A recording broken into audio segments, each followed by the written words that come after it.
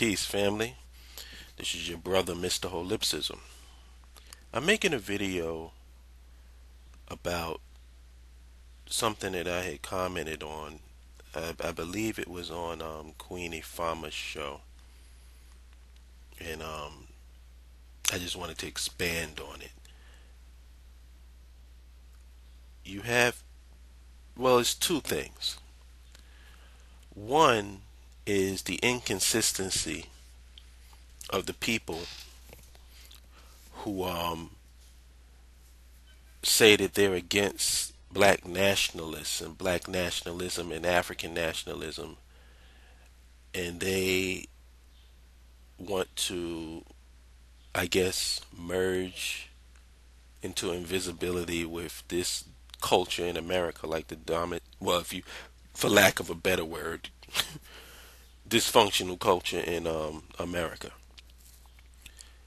These are the people that tend to fight anything that's ethnocentric, like anything that revolves around you using like your ethnicity and your race as a rallying point for power or an instrument of power. They are against this. They endorse this mentality that we are all the same, everybody's the same, we're all human beings under God's eyes, blah blah blah blah blah blah blah blah blah. Totally, dismissing the fact that the African American experience is totally different than any other experience here in America, that we have issues that we have to deal with that nobody has to deal with, and especially white folks, that they don't have to deal with. White folks don't ever have to worry about somebody discriminated against them because of the color of their skin, or not allowing them to get resources and loans to start businesses, or squeezing them out of markets because of the color of their skin.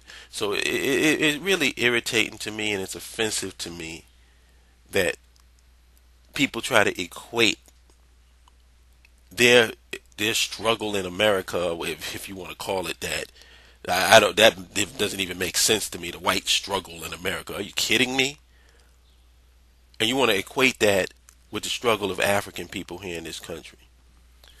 But I give that little preamble to say that I would like some consistency amongst the people who say that they are against African nationalism, and they call it separatism, and they call it racist. I believe that to show that you are consistent, you should ban going to any Chinese restaurants, ban going to any Italian restaurants. You should ban going to any Japanese restaurants. You should not support ethnic groups who operate separately, as separatists. When you go to the Chinese restaurant, I don't see any integration in the Chinese restaurant. I see all Chinese working there. But for some strange reason, I don't see these same people will go there, have their egg foo young, or they, whatever they have, and experience no cognitive dissonance, none whatsoever. They'll sit there and enjoy their meal, get up, pay the people, and leave. But when it comes to Africans, and specifically Africans in America, the mere thought of us doing something that just involves us, or having a business where it's just African Americans, they are totally offended by that, and they will fight you up and down on YouTube, anywhere.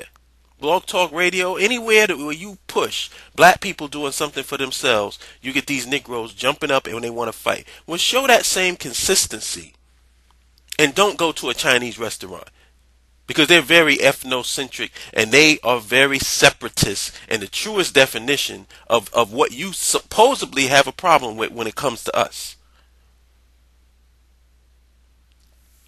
Don't go to no Chinese restaurants, don't go to no Italian restaurants, don't go to any ethnic group where you see only them running the business.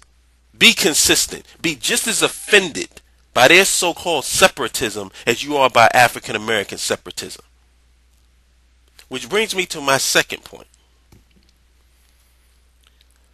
I am so tired of everybody trying to slide in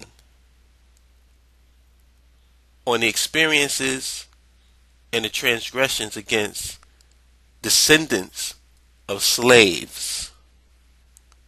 And the reason why I'm pointing out the descendants of slaves is because this is the group of people that nobody wants to be associated with. This is the group of people that has caused this split personality in our community, where motherfuckers want to be everything except a descendant of a slave, because that's the ultimate shame, to be a descendant of slave. So we come up with all types of interesting things. We come up with, oh, well, my family wasn't brought over here in ships. We were already here, so I'm Native American. Sorry about that. Or my people, well, basically that's it. My people weren't brought over here. They weren't descendants of slaves. They were already here. So we have it where you're either going to be Native American, like, from some particular Native American tribe, or you're going to say that you're a Moor, and or you're going to say that, your motherland is Mu, or whatever the hell. But whatever the case is, people don't want to be associated with descendants of slaves. And I'm here to say, for the record, that I'm rolling with the descendants of slaves.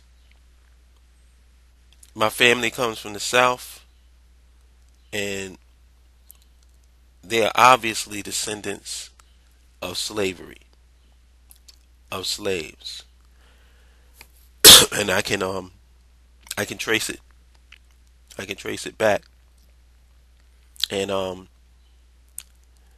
it annoys me when everybody tried to slide in on our struggle. And what I mean by that is this: if you are truly Native American, and this is why I have a problem with this, like, I can sort of understand that when you say black, it kind of throws things off a little bit, because everybody can slide in under the black angle. Maybe we need to start being more specific and say descendants of African slaves.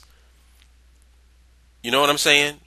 Because when you say black, I notice everybody wants to slide in on the black tip.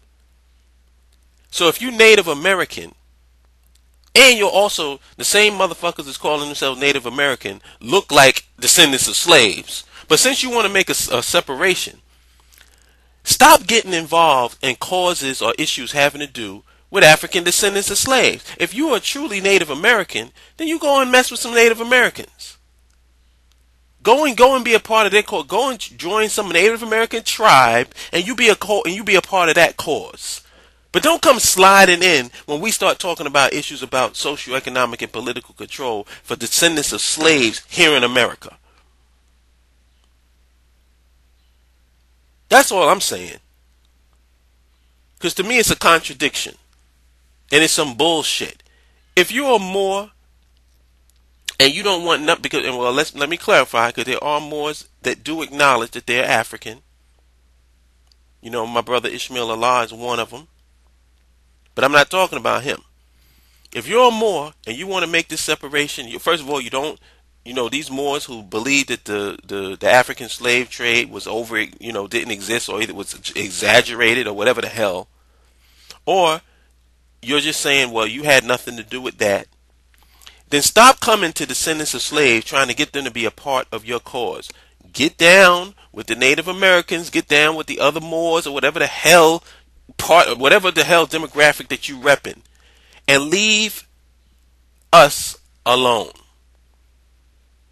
Because Africans who are descendants of slaves have a very unique perspective in this country, and a very unique experience in this country. And we need to start being more specific about what we're talking about, because there's too many stragglers in the mix. There's too many people who's hanging around us, trying to get us to be down with them. It's sort of like what the white man did in Civil War. He had an agenda, so what you do, you get us to be down with your agenda. And then the moment your agenda is accomplished, you toss us to the side. So what I'm saying is, if you want to be Native American, you saying that America is where your homeland is, then stay the fuck out of African business.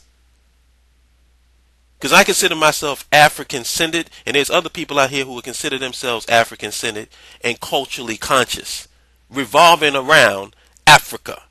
So if you ain't down with that, stay the fuck out of our business. And that's all I got to say about that. I'll holler at y'all good people later. Peace.